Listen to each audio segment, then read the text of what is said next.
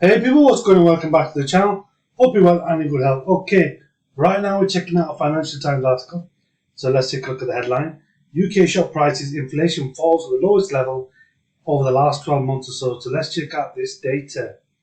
Okay, UK shop inflation has eased to its lowest rate in more than a year, helped by falling prices of homegrown food, according to data that suggests the hit to households from historically high grocery costs is continuing to abate, which basically means that the inflation levels are starting to drop, so that potentially could basically decrease the cost of a grocery basket for yourselves if you're living here in the UK.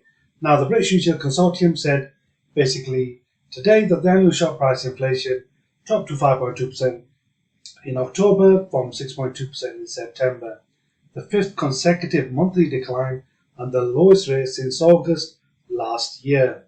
Helen Dickinson, chief executive of the trade body, said that while a weaker pound and emerging trade frictions had led to higher price growth for imported goods, prices for some domestically produced foods such as fruit were lower compared to the previous month.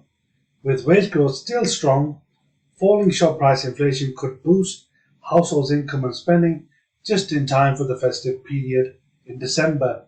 Now, the busiest period of the year for retailers, food prices increased at the fastest pace in more than 45 years in spring 2023.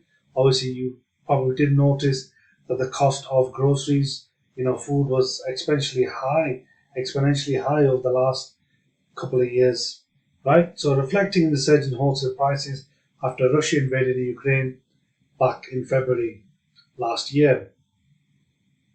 So, the surge in food costs hit poor households the hardest because they spend a bigger share of their income on essentials. Now, in the UK, we've got at least 1 million households who are currently in high poverty situations. High grocery prices have led consumers to cut food purchases, which remain 3.7% below their pre-pandemic level, according to separate data from the ONS.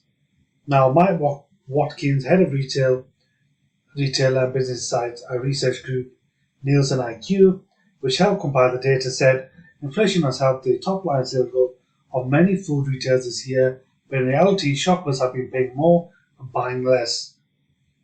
The BRC reported that food inflation decelerated from 9.9% in September to 8.8% in October, and like we said, that's a sixth consecutive monthly drop, taking food prices growth to its lowest since July 2022.